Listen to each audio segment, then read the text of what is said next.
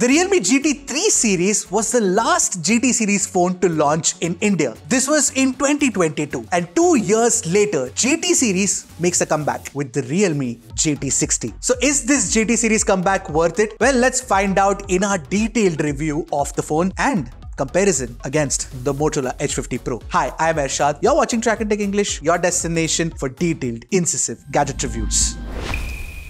So first things first, Realme is the first brand to bring the Snapdragon 7 Plus Gen 3 to India. Also, don't be fooled by the plus in Snapdragon 7 Plus Gen 3 because it's better than any Pro, Ultimate or Ultra upgrade by the rival brand. Smart techies will understand what I'm saying. If you do, let me know in the comments below. So in Antutu, we got a score of 1.48 million, which is higher than the score of the Snapdragon 7 Gen 3 inside the Edge 50 Pro. In fact, even the Geekbench scores are higher. Of course, Antutu and Geekbench, it was expected to be higher, but the GT60 doesn't even throttle as much as the Edge 50 Pro. So the CPU stability score in our standard 40-thread 30-minute test was actually much higher than what the Edge 50 Pro achieved. And it goes without saying that in Genshin Impact, where we run the game at high graphics and 60 frames per second, we actually got a higher average FPS than the Edge 50 Pro. It was expected. Yes, our tool did show a higher device temperature, but the phone doesn't feel hot after gaming. It actually runs kind of warm. In fact, Realme says that this phone has one of the largest vapor cooling chambers on any phone in India, and it's aptly called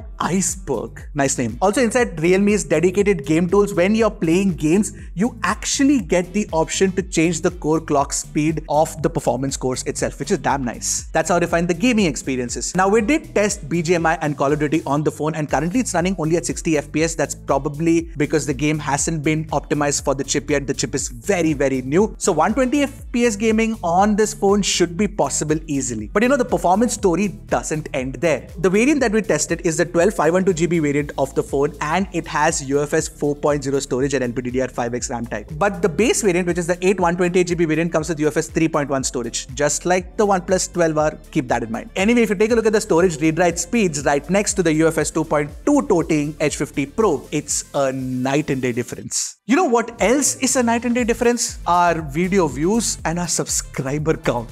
So this is just a gentle reminder for you guys to hit that subscribe button so we can reach 1 million by the end of 2024. So yeah, the GT60 is one heck of a performer compared to the Edge 50 Pro. All that power, but what about the battery? Well, inside this slim frame, Realme has given you a 5500 mAh battery, which is crazy, right? And it has also upgraded the charging speeds to 120 watt from the Chinese variant of the phone, which is the GT Neo 6 SE, which basically gave you 100 watt charging speeds. And the Type-C 2.0 port also supports PD charging, so you can also use any PD charger with it for fast charging. Motorola, on the other hand, has a smaller 4500 mAh battery and 125 watt charging speeds. Of course, Motorola also gives you wireless charging. Now, with respect to wired charging speeds, Motorola takes about 20 minutes for a full charge. Realme takes 25, which is also again very, very good. But how is the battery life on the 5500 mAh battery? Well, I feel it could have been better because the battery tuning is such that Motorola sometimes offers similar screen on time or even higher screen on times than the Realme GT60. So the GT60 gave me consistently about 6 hours of screen on time. Motorola can do 6 hours consistently. Sometimes it can go up to 7 as well. That could also be because the 7 Gen 3 won't suck as much battery as a more powerful 7 Plus Gen 3. Now, with respect to network capabilities, Realme supports 9 5G bands, Wi-Fi 6, Bluetooth 5.4 and NFC as well. In comparison, Motorola gives you support for 15 5G bands, NFC and Wi-Fi 6 as well. Technically, Motorola offers you a better support with respect to 5G bands, and in our testing, we also noticed that the 5G performance, at least compared to Realme, is slightly faster. Now, both these phones have curved panels, but I want to do something. Let's actually take it outdoors and see here, when the auto brightness kicks in, Moto is actually brighter than Realme. Well, how's that possible? Moto has a peak brightness of 2000 nits compared to 6000 nits on Realme. Hence proof that marketing teams will use the theoretical limits of specs on paper to actually sell more phones. Because obviously Realme can touch that theoretical 6000 nits limit in a 1% window when you're watching HDR content. And the specular highlights are brighter on Realme compared to Motorola when we tested them side by side, but most people won't really care. But what people will care about is HDR support on Netflix, which both of these phones don't offer. By the way, on the Realme GT60, I noticed something. You've got an extra brightness toggle. So basically, you can increase the brightness beyond the default range, but Realme gives you a clear warning that the battery life will be affected because of this. Another marketing point that I want to mention is the Pantone collaboration on Moto. Well, take a look at the colors displayed on the Realme Realme screen right next to Moto's screen and tell me if you guys see any difference between the two. Yeah, I couldn't really tell the difference. So basically what's happened is that Realme did the color calibration in-house and saved the money that it would have had to pay Pantone like Moto did. And Realme's display is also better in many other aspects. So you get a 360Hz touch sampling rate, and Realme also offers 2500Hz of instant touch sampling rate when you're gaming. And of course you get 120Hz refresh rate, but it's an 8D LTPO panel. It can actually go down to 1Hz, and I did notice it going down to 1Hz. Of course Motorola can do higher refresh rate at 144Hz, but I think LTPO is better. And Realme's haptics with OAptics is far superior compared to what you get with the Motorola. And Realme also has a superior Corning Gorilla Glass Victus 2 protection, which is crazy. And in comparison, Moto has Corning Gorilla Glass 5. All that's great, but one thing I want to ask Realme is the GT line is meant for gamers. So then for what joy have you given us a curved screen? Flat would have been better, no? Now while the display might be better on Realme, the stereo speakers are better tuned on Motorola. You get a louder, richer, more spatial sound. Take a listen to it for yourself.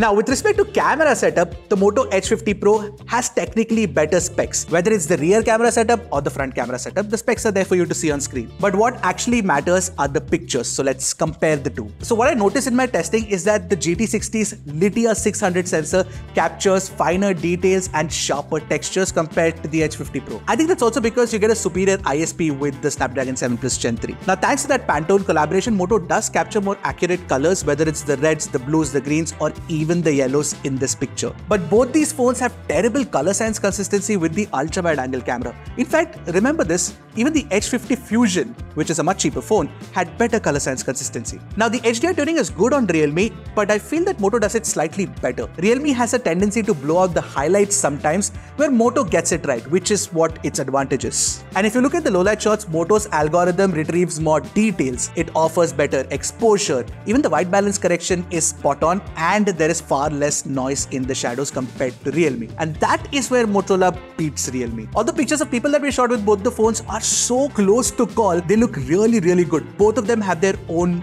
positives. For example, Realme captures more details, so it looks very nice, but it's a warmer sort of look. Whereas Moto, when it doesn't have that yellow skin tone problem, actually gets the skin tones right. But when you look at portrait shots, I like Realme's algorithm better. Especially take a look at the edge cutout. It is better than Motorola. Moto's advantage, however, is its versatility. So you get a proper 3x telephoto camera, so 3x zoom shots definitely beat the 3x digital zoom shots on Realme. And also the ultra wide angle camera can double up as a macro shooter. You don't get macro capabilities with Realme, so that's a huge advantage thanks to the autofocus capabilities. Now the 13MP ultra wide angle camera on the Edge 50 Pro also captures more details compared to the 8MP one on Realme, but the low light ultra wide shots are terrible on both, like really bad. Now the 32 megapixel selfies that I captured with Realme actually do look attractive. So what Realme's algorithm does is that it cranks up the contrast and boosts the colors. So the skin tones are wrong, the color of the t-shirt is a little too dark here. Motorola keeps the colors neutral and gets the skin tones right, but most importantly, Motorola definitely offers more details. Having said that, when you take a look at the portrait selfies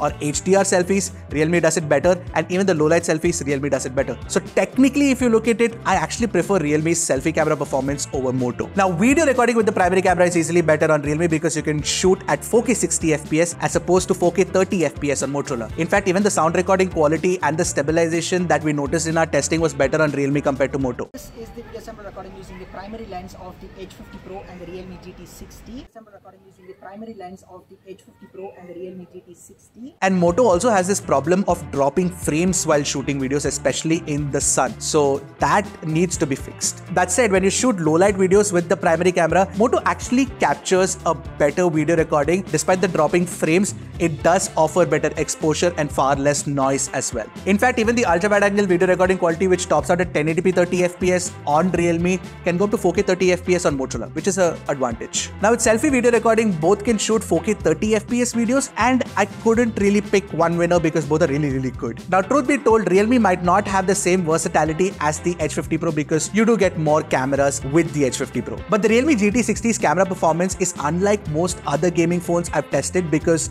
they generally have bad cameras. This one has good cameras. Now, interestingly, both Realme and Moto promise 3 years of software updates and 4 years of security updates on both their operating systems. But yes, Realme has been more consistent with the updates compared to Motorola, so they have a better track record. Now, the problem with Realme UI is that during setup, you do get a dark pattern, especially when you get to the glance lock screen page. Now, glance itself is a little overbearing and something that I never use, but yeah, it exists. And there are a few pre-installed apps on Realme UI, all of which can be uninstalled, which is a good thing. And credit where credit is due, Realme has actually cleaned up the act, which is a good thing. Now, Realme says that there are a few AI-specific features that are coming to the GT60, but right now there's an AI charging feature, which is basically it understands your use case patterns and then charges the phone accordingly to ensure battery longevity. But apart from that, there don't seem to be too many AI features. Now, in comparison, Hello UI on Motorola is a much cleaner experience. You get fewer app installs.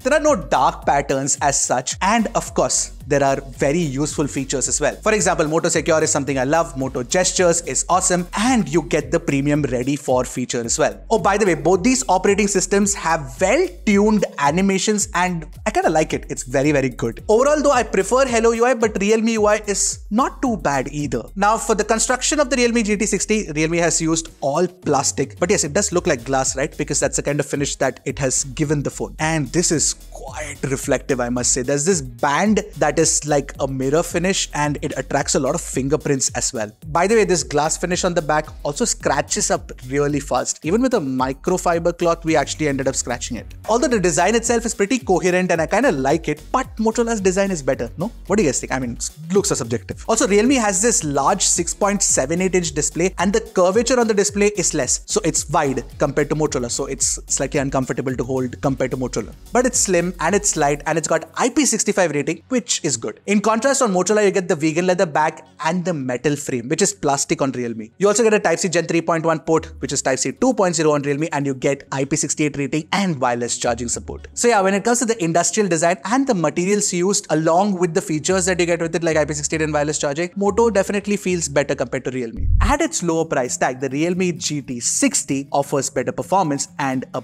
superior display experience as well compared to the Edge 50 Pro. In fact, it's one of the few gaming phones that has a good camera experience. I kind of like the pictures that I got out of it. So where does that leave the Motorola Edge 50 Pro? Should the Edge 50 Pro buyers be like sad right now? Not really, because you get premium features like IP68 rating, wireless charging, a proper 3x telephoto camera, ultra wide angle camera that can do macro, and of course a USB Gen 3.1 port. Now these are things that are not present on the Realme GT60. But here's the thing, this thing is also launching tomorrow. Oh shit, here we go again. So wait for our video because things are definitely heating up. Not in terms of the phone's performance, but you'll get to know. Wait for it. See you folks in the next one. Until then, keep tracking and stay safe.